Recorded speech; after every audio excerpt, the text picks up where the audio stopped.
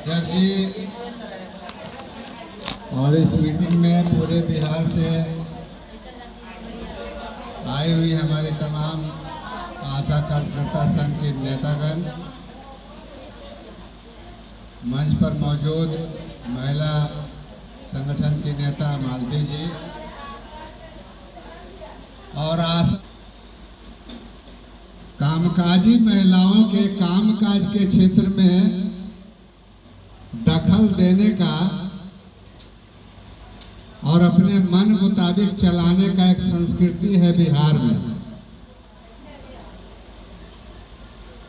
और इस संस्कृति के चलते चाहे आशा कार्यकर्ताओं का आंदोलन हो, एएनएम का आंदोलन हो या अन्य महिला का जो यूनियन है महिला प्रधान, उनके आंदोलनों को दिशा से भटकाने का कहिए कि जो कोशिश होती है उसका मैं बहुत भुक्तभोगी हूँ। इसलिए मैं कुछ कहूँ।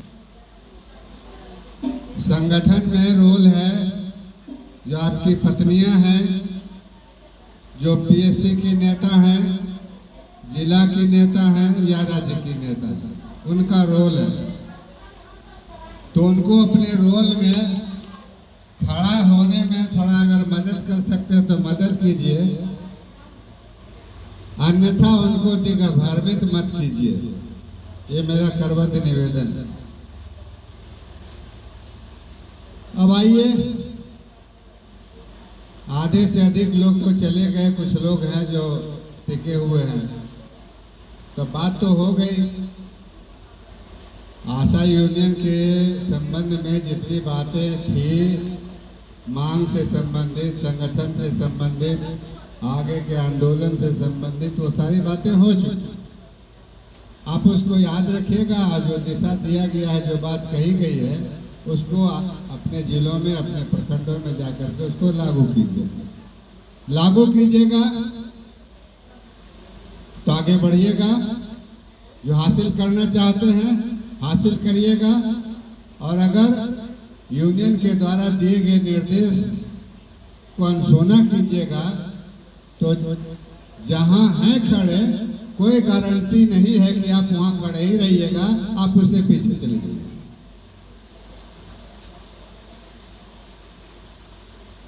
अभी बिहार में, बिहार तो कई आंदोलन की धरती है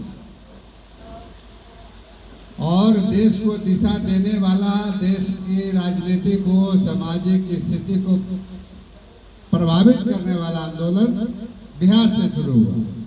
चाहे अंग्रेजों के जमाने की बात हो या अभी की बात हो। अंग्रेजों के जमाने में महात्मा गांधी अपने यात्रा की शुरुआत यहीं से किए थे। नील की जो खेती होती थी चंपारण में, अंग्रेजों का जो जुल्म होता था उन किसानों के ऊपर, उसके खिलाफ गांधी जी आए थे। और बिहार ही वो प्रदेश है जिसने मोहनदास करमचंद गांधी को महात्मा गांधी बनाया।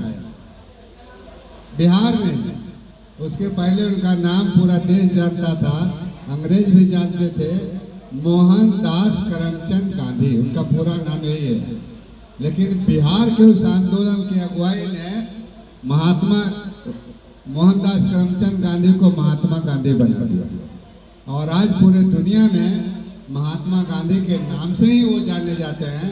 मोहनदास करमचंद गांधी बहुत कम लोग बोलते हैं, हो सकता है कि बहुत लोग जानते भी नहीं हो कि उनका पूरा नाम क्या है। तो बिहार दिशा देने वाला प्रदेश है हर क्षेत्र में। और दिशा देने का जो काम है वो कौन करता है? रामबली प्रसाद, शशि यादव नहीं। दिशा देने का काम आप जैसे बहादुर लोग करते हैं। हम लोग आपके साथ खड़े रहते हैं। रास्ता जहाँ जहाँ लगता है कि यहाँ रास्ता बताना जरूरी है, वहाँ सिर्फ रास्ता बताते हैं। लड़ने का काम, बदलने का काम और पूरे देश को दिशा देने का काम आप जैसे लोग जो बिहार में हैं वो करते हैं। अभी बिहार में 8 जुलाई से आपके साथ काम करने वाली एएनएम हड़ताल पर है। आपके साथ काम करने वाली 8 जुलाई से जुड़िए, कितना दिन हो गया, 73 या 74 दिन हो गया आंदोलन पर है। किस बात को लेकर आंदोलन पर है? बहुत तरह की समस्याएं उनकी थी ही। सरकार ने अचानक एक आदेश जारी कर दिया कि अब आपको 3 बार दिन में 3 बार हाजिरी बनाना पड़ेगा, और वो भी चेहरा दिखाकर। फेस रिकॉग्निशन अटेंडेंस सिस्टम, बोलचाल में उसको बोलते हैं FRS है। तो बोलिए, एक तो ऐसे ही परेशान है, ऊपर से ये 3 टाइम हाजिरी, और वो भी चेहरा दिखा के, और वो भी चेहरा दिखा के हाजिरी वहीं बनेगी जहां उनकी ड्यूटी है, सेंटर है। चाहे स्वास्थ्य केंद्र का भवन हो, अतिरिक्त स्वास्थ्य केंद्र का भवन हो, या हेल्थ एंड वेलनेस सेंटर हो, या PSC हो। ये तो भारी परेशानी का काम है, बात है। तो ये जो घटना मैंने सामने फरमान आया सरकार का तुगलकी फरमान, तो लोगों का जो गुस्सा है, असंतोष है, फूट पड़ा, और 8 जुलाई से हड़ताल पर लोग उतर गए। नाम है उसका कार्य बहिष्कार। हम काम नहीं करेंगे जब तक ये वापस नहीं लोगे, इसमें सुधार नहीं करोगे, और हमारे अन्य जो मांगे हैं उसको पूरा नहीं करोगे, काम बंद रहेगा। काम बंद रहा 1-1.5 महीना तक तो पूरा बिहार ठप रहा। 1.5 महीना के बाद धीरे धीरे कुछ लोग हताश निराश हुए, उनको लगा कि अब कुछ नहीं होने वाला है, तो धीरे धीरे बहुत सारे लोग अपने काम पर वापस चले गए। लेकिन आज भी लगभग 30 से 40% ANM NHM कर्मचारी हड़ताल पर। हड़ताल के दौरान बड़ी बड़ी जुझारू कार्रवाइयां हुई, आपको विश्वास नहीं होगा कि 23 जुलाई को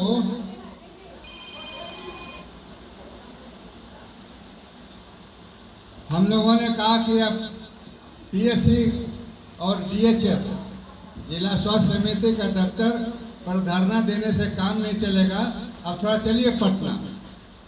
23 जुलाई को गिनती से मैं कह रहा हूँ लगभग 3000 महिला ANM, उसमें पुरुष लोग भी थे, जो CHO कहलाते हैं।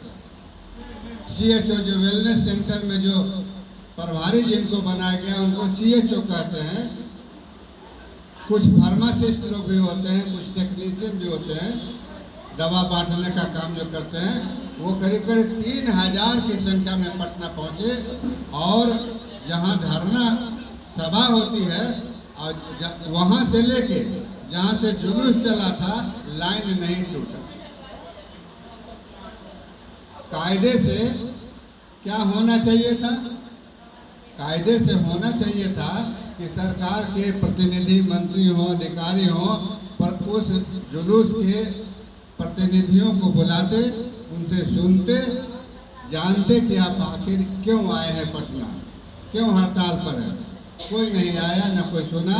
अंत में हम लोगों ने ज्ञापन भेज दिया। उसके बाद और भी बहुत सारी कार्रवाइयां हुई हैं। आप लोग जानते हैं कि कोल्ड चेन रूम तक को लोगों ने ताला लगा दिया, पता है ना? ताला लगा दिया अपना। रात भर लोगों ने पहरा दिया कि हम पोलियो का या जो भी टीका का जो ब्लू रंग का डब्बा होता है, हम नहीं निकलने देंगे, हमारी बात जब तक सरकार नहीं सुनेगी। बहुत जगह पुलिस के हस्तक्षेप के बाद, बहुत जगह प्रभारी के हस्तक्षेप के बाद, और बहुत रस्साकसी के बाद कोल्ड चेन से वो डब्बा निकल पाया, और ये कार्रवाई चली। तो नियम के खिलाफ आज अगर टीकाकरण का दिन है, तो आज सुबह वो कोल्ड चेन रूम से। लेकिन ये जो आंदोलन का धार है, आंदोलन की जो गर्मी है वो किसी को हिम्मत नहीं है कि उस दिन वो डब्बा निकाल ले, तो रात में 12 बजे रात में, 1 बजे रात में, 2 बजे रात में वो डब्बा निकलवा लेते थे। प्रभारी लोग हैं जो मैनेजर, जिनको आप लोग एक लाइन में 4 बार सर कर, वो सर नहीं है, उसके सर आप हैं। आपके द्वारा किए गए काम के बल पर उनकी नौकरी है, आप काम बंद कर दीजिए, उनकी नौकरी खतरे में पड़ जाएगी। इसलिए आप सर हैं और आप उनको जो सर पर चढ़ाए हुए हैं, इस परिपाटी को बंद कर दीजिए। समझ गए? तो ये एएनएम की हड़ताल में कई राउंड 4-5 बार बातचीत हुई, चीजें तय हो गई, हाँ ये कर दिया जाएगा, ये कर दिया जाएगा, ये हो जाएगा, ये हो जाएगा, और अंत में तय हुआ कि जो स्वीकार किया गया मांग पूरा करने के बारे में, अंत में कहा गया कि नहीं, इसका एक लिखित पत्र भी जारी किया जाएगा। अंतिम बातचीत 3 तारीख हुई, 3 सितंबर को, आज हम लोग 18 को है। 15 दिन बीत गया, सरकार टाल मटोल कर रही है, सरकार के अधिकारी टाल मटोल कर रहे हैं। तो टाल मटोल कर रहे हैं सरकारी अधिकारी, तो जो करते ही हैं।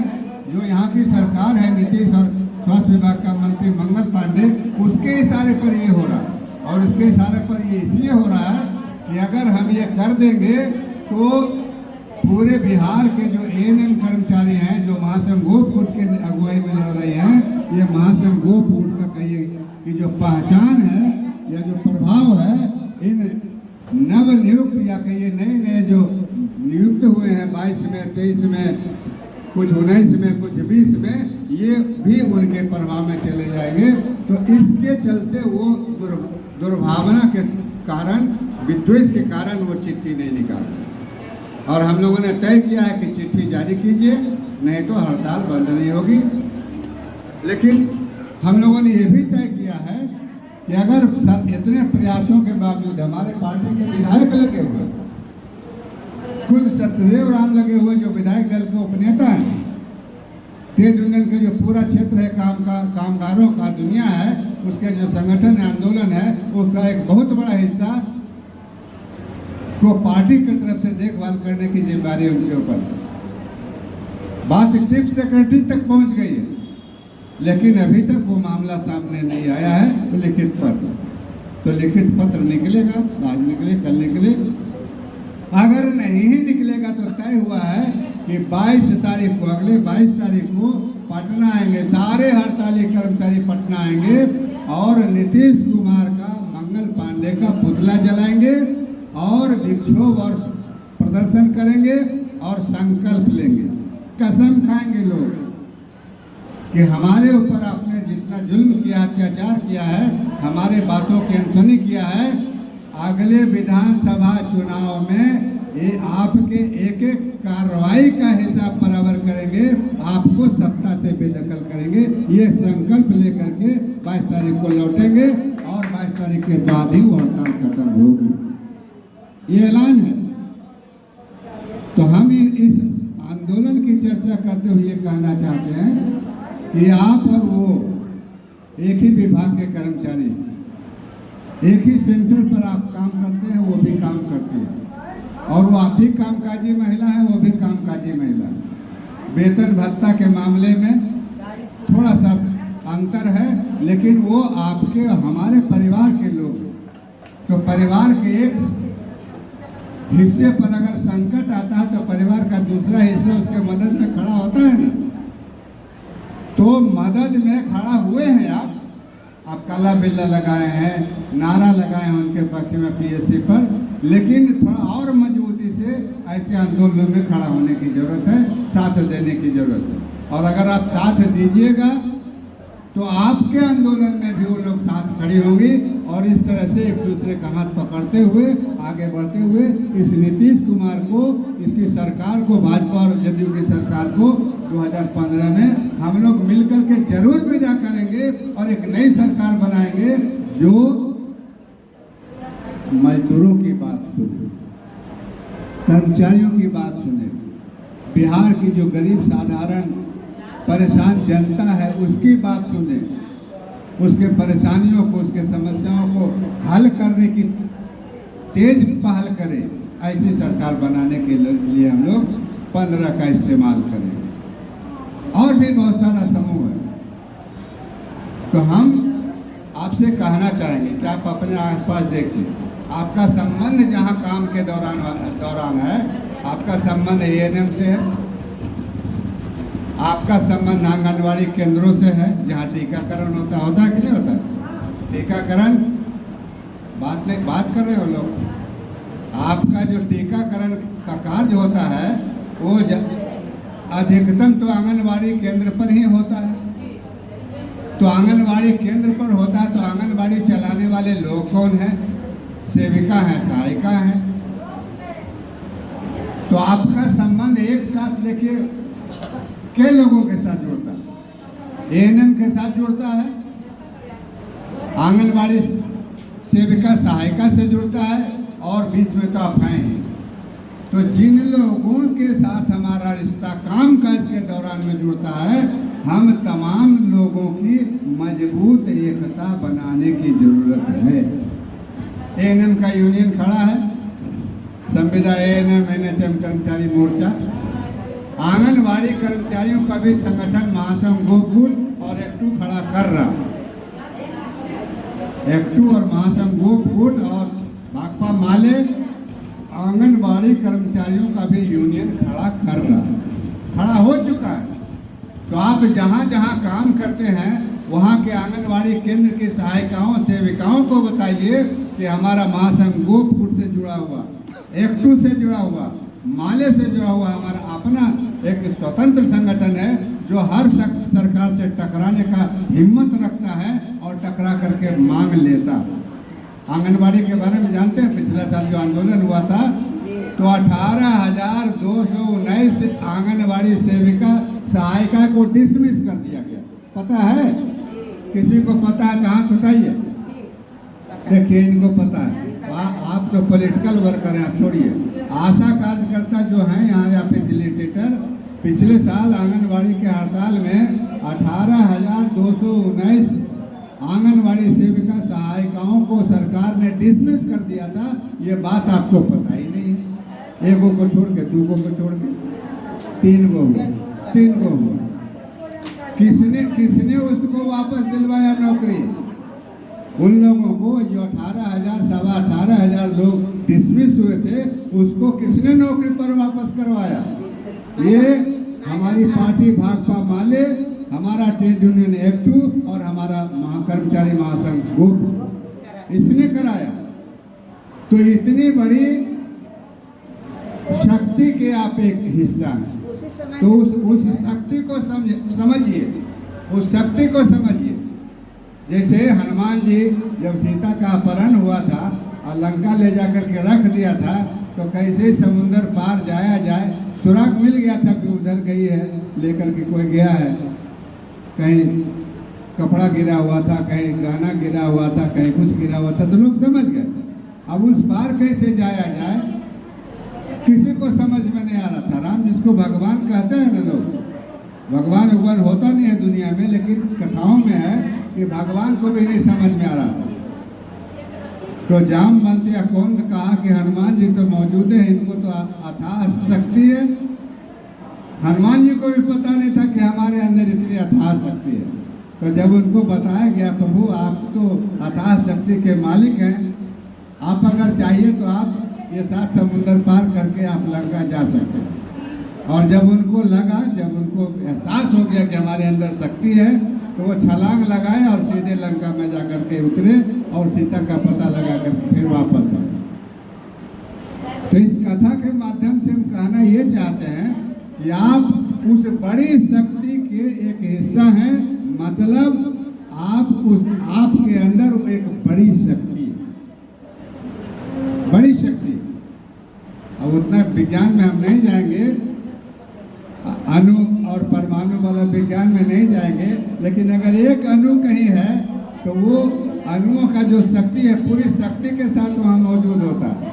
तो आप उस शक्ति को पहचानिए और अपना जो परिवार है आंगनवाड़ी का, एएनएम का या खुद, उसके साथ मजबूत एकता बनाइए। उनके भी यूनियन खड़े हों आप अपने अपने जिलों में, जहाँ जहाँ हैं, पीएचसी में या जहाँ आपका पंचायत है वहाँ पर आंगनवाड़ी केंद्र के लोगों से बोलिए, बताइए उनको कि हमारा अपना यूनियन है। उसके भी नेता शशि यादव ही हैं, आंगनवाड़ी कर्मचारियों के। हम लोग उसका अगुवाई करना शुरू किए हैं, तो उसको आप अपने यूनियन में जोड़िए। गांव-गांव में, हर गांव में वो मिडिल स्कूल और प्राइमरी स्कूल होता है। हर गांव में ये जो आंगनबाड़ी है उनका संख्या जानते हैं कितना है? करीब 2.5 लाख है। 2.5 लाख है पूरे बिहार में, या उससे भी ज़्यादा। कितना सती? 2.5 लाख से ऊपर। तो उनको अपने साथ, अपने यूनियन के साथ जोड़ने के लिए उनको प्रेरित कीजिए। आपके गांव में पंचायत में प्राथमिक विद्यालय, मध्य विद्यालय होता है, हर गांव में होता है। तो विद्यालयों में जो बच्चों को दोपहर का भोजन बना के खिलाती है उसको क्या कहते हैं? क्या कहते हैं? बोलिए। जो खाना बनाती है स्कूलों में उसको क्या कहते हैं? रसोइया कहते हैं। पूरा नाम है विद्यालय रसोइया। जैसे आप NHM के अधीन है, वैसे उन लोगों का योजना है MDM। तो विद्यालय रसोइया आपके गांव में काम करती है, आपके गांव की महिला। लेकिन आप उससे पूछिए कि आपका यूनियन है? अगर है तो किस यूनियन के साथ है, उस यूनियन का नेता कौन है, तो पता चलेगा। ऐसा नाम पता चलेगा जो आपके जानकारी में ही नहीं होगा। नेता हमारा उस यूनियन का सरोज चौबे है। उधर सिवान की सोहेला गुप्ता है, गया में विवाह है, पूरे बिहार में है। नवादा में देखिए बैठी हुई है मालती जी। तो आपको आंगनवाड़ी ANM के साथ साथ जो आपके साथ आपके गांव में, आपके पंचायत में विद्यालय रसोइया हैं, आप उनको भी अपने साथ जोड़िए। उनको, उनके यूनियन को खड़ा करने में आप अपना जो अनुभव है यूनियन का आपके पास, उसका उपयोग करिए। और तब हम 2015 में जो ले रहे हैं संकल्प कि हम हिसाब बराबर करेंगे, तुमको सत्ता से बेदखल करेंगे, ये काम पूरा होगा। अभी एक हड़ताल चल रही है जीविका दीदियों का, पता नहीं चर्चा हुई है कि नहीं हुई है? अभी एक हड़ताल चल रही है जीविका दीदी लोगों का।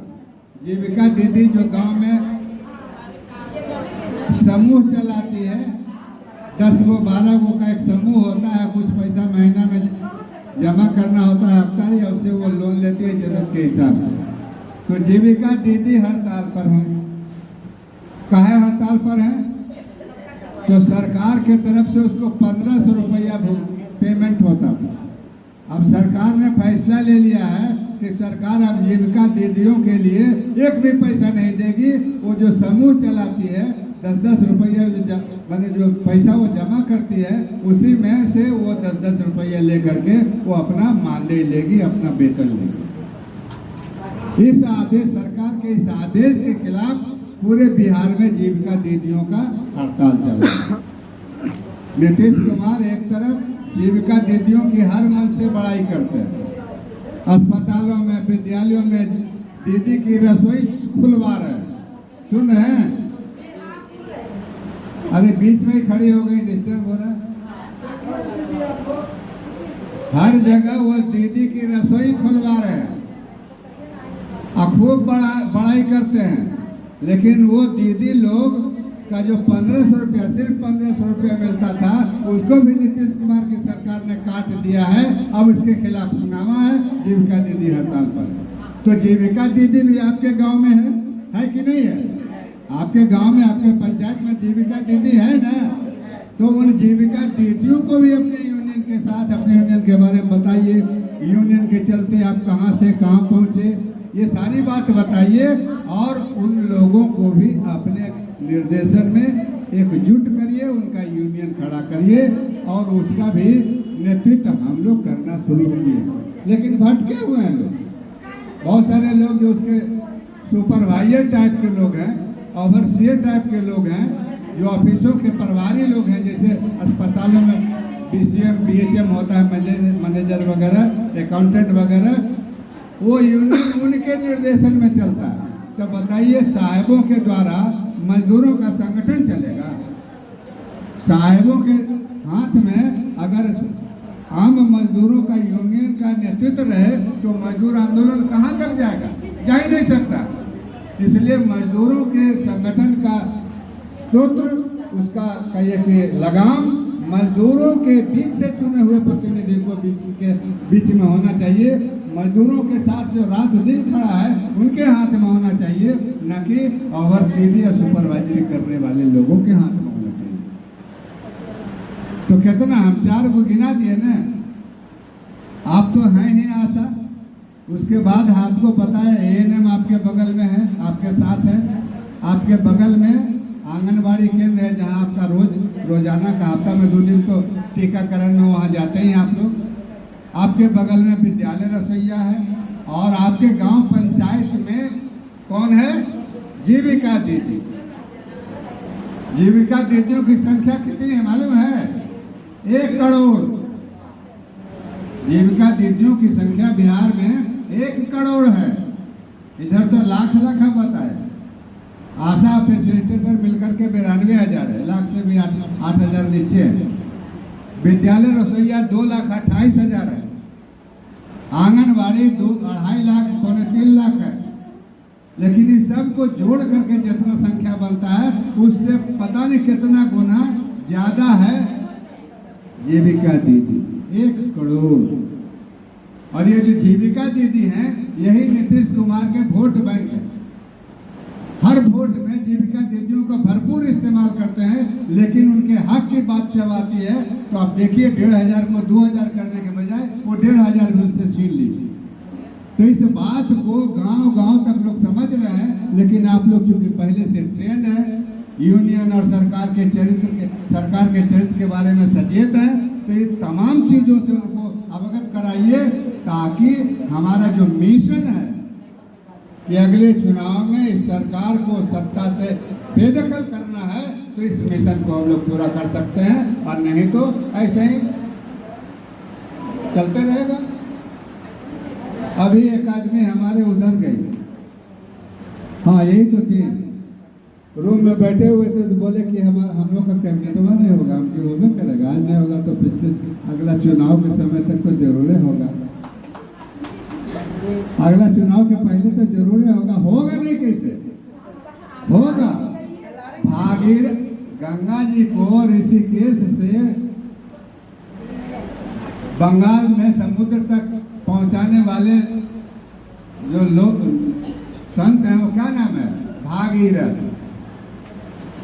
तो कहता है कि भागीरथ प्रयास, 1 पीढ़ी 2 पीढ़ी, 1 जन्म 2 जन्म 3 जन्म 4 जन्म तक वो तपस्या करते रह गए, तो हम वहां से गंगा को भारत की धरती पर ले जाएंगे। राजा सगर, महाराजा सगर या सागर, तब जाकर के गंगा वहां से निकली थी कई जन्म की तपस्या के बाद। और वो गंगा वहाँ ऋषिकेश से या जो क्या कहते हैं गोमुख से निकलता है, आपके बगल से होते हुए बंगाल के समुद्र में मिलता है। तो हम कह रहे हैं कि हमको ये भागीरथ प्रयास करना हम नहीं चाहते हैं। हम लोगों को नहीं चाहिए कि हमारी अपनी सरकार बने, लाल झंडे वाले लोगों की सरकार बिहार में बन जाए। जिस दिन लाल झंडे की सरकार बनेगी तो उस दिन तो हमारे लिए और भी सहूलियत हो जाएगी। तो हम सिर्फ दूसरे लोगों की सरकार बनाने के लिए हैं कि हम दूसरे लोगों की सरकार बनाने के पूरे एक्सरसाइज में एक दिन हम अपनी सरकार बनाएंगे। हमारे कसरत की दिशा ये होनी चाहिए, हम अपनी सरकार बनाएंगे। 10 साल लगे, 15 साल लगे, लेकिन हम अपनी सरकार बनाएंगे बिहार में एक दिन। जैसे केरल में वामपंथियों की सरकार अभी भी चल रही है। पहली सरकार 1959 ईस्वी में केरल में बनी थी वामपंथियों की, हम लोग के लाल झंडे वाले लोगों की। आज भी लाल झंडे की सरकार है। बंगाल में 35 साल तक लाल झंडे की सत्ता रही। तो बिहार जो देश को दिशा देता है राजनीति के मामले में, आंदोलन के मामले में, दर्शन के मामले में, सब चीज के मामले में, तो बिहार में हम लोग संकल्प लें कि बिहार में सत्ता का रंग बदलने की जिम्मेवारी अपने ऊपर हम लेते हैं और हम लड़ेंगे। हम अगर मर जाएंगे तो हमारा बाल बच्चा लड़ेगा। अगर वो भी अगर किसी कारण से असमर्थ हो जाए तो उसका बाल बच्चा लड़ेगा, लेकिन बिहार में एक न एक दिन हम लाल झंडे की सत्ता स्थापित करेंगे, ये संकल्प लेके जाना चाहिए। और इसके लिए जो मैंने कहा, आपके आसपास, आपके पंचायत में, आपके ब्लॉक में 4 समूह, महिला प्रधान, आबादी दुनिया देश की और दुनिया में आपकी आबादी आधी है। एक पत्रिका निकलती है, पता नहीं मालती जिला है कि नहीं, आधी जमीन, और हम लोगों का नारा है कि आबादी में हम आधा हैं तो धरती पर भी आधी धरती पर हमारा अधिकार है, आधा आसमान हमारा है, ये हक हम लेके रहे। और देखिए उसी की पत्रिका है, महिला संगठन की पत्रिका, इसका नाम ही है आधी जमीन। तो आधी जमीन आपकी है और आपको पता ही नहीं है। तो हम आपको इस वक्तव्य के माध्यम से बता रहे हैं कि आधी दुनिया आपकी है। आप अपनी दुनिया में जो आपका जो कहिए मिल्कियत है उसको पहचानिए और उसको लेने के लिए आगे बढ़िए। एक न एक दिन हम लेने में कामयाब होंगे, यही कहते हुए, और यूनियन को हर तरह से मजबूत कीजिए। जो लोग भी हैं पीएससी में, वो उस पीएससी के अंदर, उस ब्लॉक के अंदर ये जो 4 समूह मैंने बताया, एएनएम, आंगनबाड़ी, जीविका दीदी, विद्यालय रसोइया, इन लोगों से, हमारे आशा यूनियन का एक लीडर इन लोगों से संपर्क करे लोकल लेवल पर, और उनका यूनियन बनाए। जो राज्य स्तर पर उसके यूनियन के नेता हैं, शशि जी का नंबर सबके पास है, शशि जी से बात कराइए। और आगे आने वाले दिनों में हम जो बड़ी एकता हमारी बनेगी, तो ये कैबिनेट 1,500 का क्या, हम एक बार 20,000 का कैबिनेट करा करके लौटेंगे। 20,000 महीना मिलेगा हमको सरकारी खजाने से, जो काम करते हैं उसका प्रोत्साहन भत्ता, इंसेंटिव अलग। तो ताकत बनाइएगा। तो आम फला हुआ है, अब मन ललचा रहा है कि आम मिलता खाते। बचपन की कहानी बता रहा हूँ। हर बच्चा अब जब बुजुर्ग हो जाता तो लिहाज करता है, तो वो ढेला उठाता। कैसे ढेला? इतना बड़ा ढेला, एक ढेला मारा, 2 ढेला मारा, खूब बड़ा ढेला निकालता है। तब कभी एक आदमी गिरा, और ढेला मारते मारते वो 10 आम तोड़ करके जमा कर लेता है अपने झोली में। तो प्रयास करने से आपको हासिल होगा। ढेला उठाइए और मारना शुरू कीजिए, जरूर आपको आपका हक हासिल होगा। यही कहते हुए मैं अपनी बात खत्म करता हूं। और जो टास्क, जो काम आपको यहाँ से सौंपा गया, बता रही थी मालती जी कि अगला साल 23-24 फरवरी को हम लोग का दिल्ली में पूरे हिंदुस्तान का जो हमारा यूनियन है, ट्रेड यूनियन है, जिसमें आप एक यूनियन और 4 जो हम बताए, आंगनबाड़ी, रसोईया, एएनएम, ये तो 4 तो यहीं गिना दिए। ऐसे से पता नहीं कितने 100 यूनियनों का वो केंद्र है। एक 2 लिखा हुआ होगा यहाँ पर कहीं, देखिए ये लिखा हुआ है, एक 2 देखिए लिखा हुआ है। तो इसका राष्ट्रीय सम्मेलन होगा, पूरे देश के मजदूर संगठनों के प्रतिनिधि आएंगे और 3 दिन का होगा, दिल्ली में होगा।